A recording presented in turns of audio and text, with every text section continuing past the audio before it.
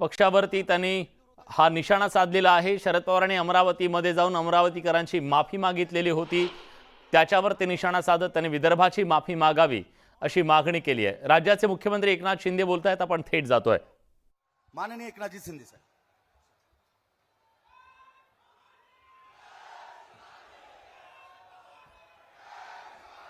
छत्रपति शिवाजी महाराज की जय भवानी। प्रभु रामचंद्र की, पवन सुत हनुमान की, बोलो बजरंग बली की जय श्री राम। हिंदू हृदय सम्राट बाळासाहेब ठाकरे यांना वंदन करतो आणि आपले देशाचे कणखर गृहमंत्री आणि ज्यांचे इरादे फौलादी आहेत असे आदरणीय अमित शाह साहेबांचं या महाराष्ट्राच्या जनतेच्या वतीने मी मनापासून स्वागत करतो, त्यांना खूप खूप धन्यवाद देतो। देश भर में कल हनुमान जयंती बड़े जोर शोर से मनाई। आपण हनुमान जयंती जोरात में साजरी केली ना।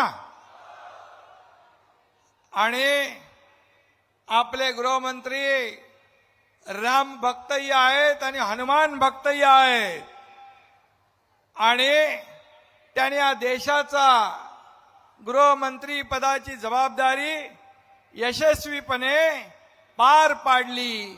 ते कालपासून आपल्या या महाराष्ट्रामध्ये आपल्या उमेदवारांचा प्रचार करतायत। अमरावती की धरती पर मैं फिर एक बार अमित भाई का तहे दिल से और हृदयपूर्वक स्वागत करता हूं और फिर एक बार उनको शुभकामनाएं देता हूं।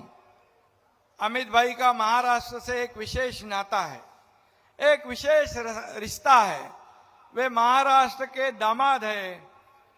कुछ नेता हाल ही में महाराष्ट्र में दिखाई पड़ रहे हैं कि अपने बहू के नाम पर उंगलियां मोड़ लेते हैं, लेकिन जाने दो उनको। लेकिन हम दामाद का मान सम्मान करने की महाराष्ट्र की परंपरा को कभी नहीं छोड़ेंगे, क्योंकि महाराष्ट्र एक परंपरा, एक संस्कृति आगे बढ़ाने वाला राज्य है। अमित भाई जैसा हिम्मत वाला और कर्तव्यनिष्ठ दामाद महाराष्ट्र का होने के वजह से हमें सबको गर्व और अभिमान है। नवनीत राणा जी बरोबर आहे ना, आपल्याला गर्व है। आणि महायुति के उम्मीदवार नवनीत राणा भी हनुमान भक्त है और रवि राणा भी है। हनुमान चालीसा पढ़ने पर, अभी देवेंद्र जी ने कहा, हनुमान चालीसा पढ़ने पर इन पर देशद्रोह का मामला दर्ज हुआ। कैसी सरकार, कौन सी सरकार और क्या करने जा रही थी सरकार। और दोनों पति पत्नी को 14 साल उन्होंने जेल में रखा, लेकिन 14 साल नहीं 14 दिन अरे 14 साल को भी नहीं डरेगी हमारी बहन। 14 दिन जेल में रहने के बाद फिर एक बार उन्होंने जय श्री राम का नारा दिया। ऐसे नवनीत राणा के लिए आप लोग यहां उपस्थित हैं। रावण की तरह अहंकारी सरकार ने एक कार्रवाई की हुई थी। हनुमान ने अहंकारी रावण की लंका जला दी थी और आप लोगों को, अमरावती की जनता, महाविकास आघाड़ी के रावण रूपी लंका को आने वाले 26 तारीख को जलाकर राख कर देगी। और नवनीत राणा रिकॉर्ड मत से चुनकर आएंगे, यह विश्वास मैं यहां पर दिलाने आया हूं। और इसकी मुझे पूरी गारंटी है कि इतनी विशाल सभा में आप यहाँ इकट्ठे हुए भरी धूप में हमारे गृह मंत्री जी को सुनने, उन्हें देखने यहाँ आए हो, और इसलिए 26 तारीख को ये पूरा पुण्य का काम आप जरूर करोगे, ये मुझे पूरा विश्वास है। अमित भाई को देखने के बाद, मिलने के बाद हमें ऊर्जा तो मिलती है, प्रेरणा भी मिलती है, लेकिन एक हिंदी की एक कहावत भी याद आती है, सफल लोग कोई अलग काम नहीं करते, वे बस अलग तरीके से काम करते हैं। और अमित भाई के काम करने का तरीका भी ऐसा ही है। एक बार ठान लिया तो पीछे नहीं हटते। उनके जैसे मैंने कहा इरादे भी फौलादी है। एक बार जो सोच लिया, और जहां लोगों की सोच खत्म होती है वह अमित भाई की सोच और काम शुरू हो जाता है। ये इसका अनुभव मैंने खुद लिया हुआ है, और इसलिए अमित भाई की दूरदर्शिता में एक ताकत है। इसलिए वे देश की दिशा बदलने वाले मजबूत निर्णय मोदी जी के नेतृत्व में ले पाए हैं। कुछ लोग इस भ्रम में थे कि कश्मीर में धारा 370 को हटाना नामुमकिन है, कभी संभव नहीं, लेकिन प्रधानमंत्री मोदी जी के नेतृत्व में अमित भाई की असीम इच्छा शक्ति के कारण यह संभव हुआ। कुछ लोग कहते थे दंगे होंगे, कश्मीर जलेगा, लेकिन क्या हुआ का कुछ? अमित भाई ने ऐसा चक्कर और ऐसा जादू चलाया, सब शांति से एकदम हमारा कश्मीर हमारे साथ आ गया, और हमारे देश का नंदनवन फिर एक बार हमारे देश की मुख्य धारा से जुड़ गया, शामिल हो गया। इसका पूरा जो श्रेय अमित भाई को जाता है। और वर्षों तक उग्रवाद के साये में रहे कश्मीर आज विकास की राह में दौड़ रहा है, विकास की ओर जा रहा है। ये हमारे देश के लिए गौरव की बात है। हम कश्मीर में महाराष्ट्र भवन बना रहे, हमें जगह भी मिल गई, लेकिन उमर अब्दुल्ला यहां पर मुंबई में आए थे, बोले हम यहां पर महाराष्ट्र भवन नहीं बनने देंगे। अभी हमारे साथ मोदी जी भी है, हमारे साथ अमित भाई भी है, तो कौन रोकेगा महाराष्ट्र भवन बनाने के? और कलानगर का एक अब्दुल्ला उमर को अपने कंधों पर लेकर नाच रहा है, घूम रहा है। हे त्यांना माहित नाही पडणार काय? ठीक है, ऐसे रहने दो। हम भी देखते हैं कि श्रीनगर में महाराष्ट्र भवन कैसे बनता नहीं। अपने मित्रों को, अपने मित्र दलों को, अपने गठबंधन के पक्षों को, पार्टी को साथ लेकर चलने का प्रयास अमित भाई कर रहे हैं। उनका वचन काले पत्थर की लकीर होती है। मैंने स्वयं इसका अनुभव लिया है। एक बार वो किसी के पीछे खड़े रहते तो चट्टान की तरह खड़े रहते हैं, फिर यहाँ वहां का नहीं सोचते। यह उनकी खासियत है। और वे बंद दरवाजे के पीछे किसी को शब्द भी नहीं देते, उनका सब कुछ खुला होता है।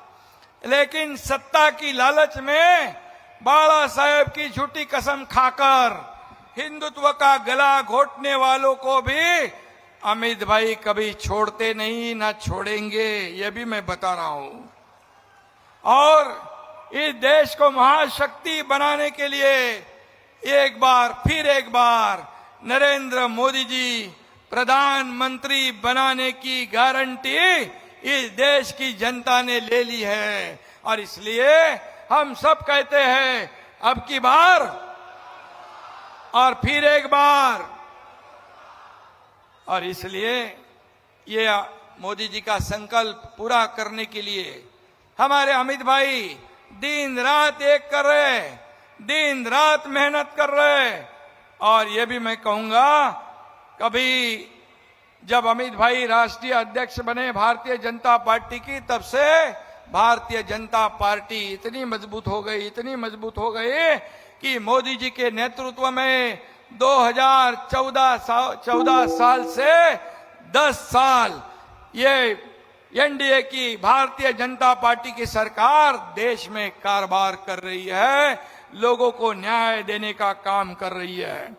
और इसलिए मैं इतना ही कहूंगा, तभी रवि ने कहा, राहुल जी का नाम लिया आपने, अरे भैया मोदी जी चाहिए कि राहुल गांधी चाहिए? तो छोटा दूध पीता बच्चा भी बोलेगा कि मोदी मोदी मोदी करके पुकार करेगा, क्योंकि मोदी जी ने 10 साल में जो काम किया है, ये कांग्रेस ने 50-60 साल काम नहीं किया, अगले 100 साल भी वो नहीं कर सकते।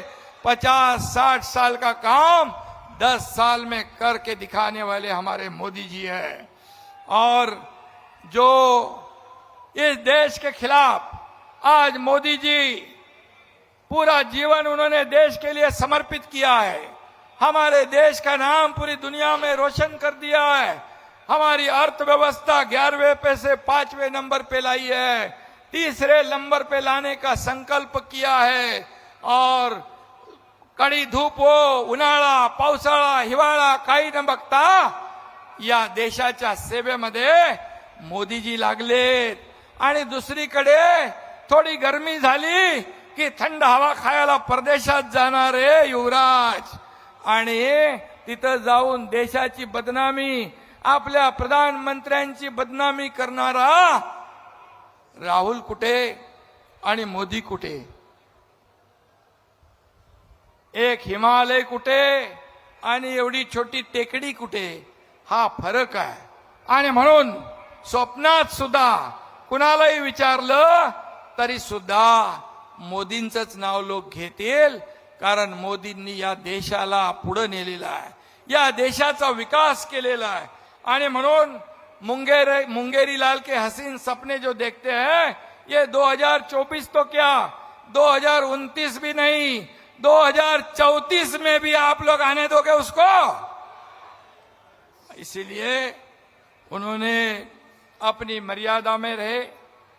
अमित भाई, एक सहकारी आंदोलन का आप बारीकी से अध्ययन कर रहे हो। इस देश में सहकारिता से समृद्धि, सहकार से समृद्धि का नारा देश के पहले सहकारिता मंत्री के रूप में आपने दिया है। और अब पैक्स के माध्यम से ग्रामीण इलाकों में वहां पर गरीबों को, किसानों को यहां पर फायदा होगा, इसलिए आप काम कर रहे हो। और गृह मंत्री के रूप में देश के पूरी तरह देश की जो सुरक्षा है उसको मजबूत करने का काम आप कर रहे हो। और इसलिए मैं इतना ही कहूंगा कि आपकी मेहनत, आपकी लगन, कड़ी मेहनत के वजह से हम देखते हैं, हम जब भी जाते 2-3 बजे तक अमित भाई का काम शुरू रहता है। और इसलिए मैं ये कहूंगा, अमित भाई रोज डायरी लिखते हैं, मुझे विश्वास है कि 2024 की इनकी डायरी के हर पन्ने पर एक वाक्य जरूर लिखा होगा, अब की बार 400 पार। और 4 जून को जब लोकसभा के नतीजे आएंगे तो अमित भाई की अपनी डायरी के पन्नों पर लिखेंगे, अब की बार 400 पार हो गया साकार। और यह हमारे अमित भाई का काम है। और हमें सबको महाराष्ट्र को गर्व है, नाज भी है। मोदी जी और अमित भाई के विश्वास पे हम महाराष्ट्र में महागठबंधन की गाड़ी फुल स्पीड में दौड़ा रहे हैं। हमारे देवेंद्र जी है, अजीत दादा है, हमारे सब लोग हैं। पूरी तरह जो काम ठप पड़े थे, जो प्रकल्प ठप थे, उन्हें हमने आगे बढ़ाने का काम किया है। कई लोगों के जीवन में नई ऊर्जा भरने का काम किया है। किसान हो, महिला हो, गरीब हो, युवा हो, बुजुर्ग हो, सबके लिए योजना बनाने का काम हमारी सरकार ने किया हुआ है। और इसलिए आज मैं इतना ही कहूंगा कि ये जो 10 साल में देश में हुआ काम और 2 साल में यहां पर राज्य में हुआ काम, ये काम के जरिए विकास के मुद्दे पर हम चुनाव लड़ रहे हैं और इसलिए जनता का विकास मोदी गारंटी पर है। अन्य सभी गारंटी फेल हो चुकी है। देश में एक ही गारंटी चलती है। कौन सी गारंटी है? मोदी गॅरंटी। आणि म्हणून फक्त आणि फक्त देशाचा प्रधानमंत्री होण्याचा मान आणि अधिकार फक्त मोदी साहेबांना आहे। कारण मोदी साहेबांनी या देशाचं नाव लौकिक वाढवलं आहे। आणि म्हणून मी एवढंच सांगतो की ही प्रगती जी झालेली आहे ही प्रगती आपल्या समोर आहे। आणि नवनीत राणाजी आपल्याला मी शुभेच्छा देतो की आपण या जनतेची सेवा केलेली आहे। आपण लोकांचं काम केलेलं आहे। काही लोक जे उभाटा आहे महाविकास आघाडी आहे एका महिलेला कुठले अपशब्द वापरतात, कुठले त्यांचा अपमान करतात। आम्ही जेव्हा गुवाहाटीला होतो तेव्हा आमदारांचा पण अपमान त्यांनी केला, अश्लील भाषा वापरली। अशा लोकांना तुम्ही मतदान करणार का? आणि म्हणून जी जिगरबाज आपली शेरनी वाघीने तिच्या मागे 26 तारखेला खंबीरपणे आपण उभे राहा। एवढंच आपल्याला मी सांगायला आलो। बाकी इकडे तिकडे काही बघायचं नाही। महायुती म्हणजे महायुती। आणि म्हणून सगळे आपली शिवसेनेची ताकद अडसूळ इकडे आहे। अभिजित, शिवसेनेची पूर्ण ताकद या नवनीत राणांच्या पाठीशी उभी करा। आपल्या शिवसेना, भारतीय जनता पार्टी, राष्ट्रवादी, रिपाई, आरपीआय, मनसे सगळी ताकद आपली एकजूट। आता 2च दिवस आहेत। या 2 दिवसात डोळ्यात तेल घालून आपण काम करा आणि 26 तारखेला नवनीत राणांच्या कमळाच्या बटनाच्या समोर आपण मतदान करा। कमळ निशाणी आपली आहे आणि म्हणून कमळाचं बटन दाबून नवनीत राणा यांना पुन्हा एकदा दिल्लीला पाठवा एवढीच विनंती आपल्याला करतो। धन्यवाद। जय हिंद, जय महाराष्ट्र, जय श्रीराम। धन्यवाद साहेब। आम्ही अमरावतीकर आपणाला शब्द सुद्धा देतो कारण ज्या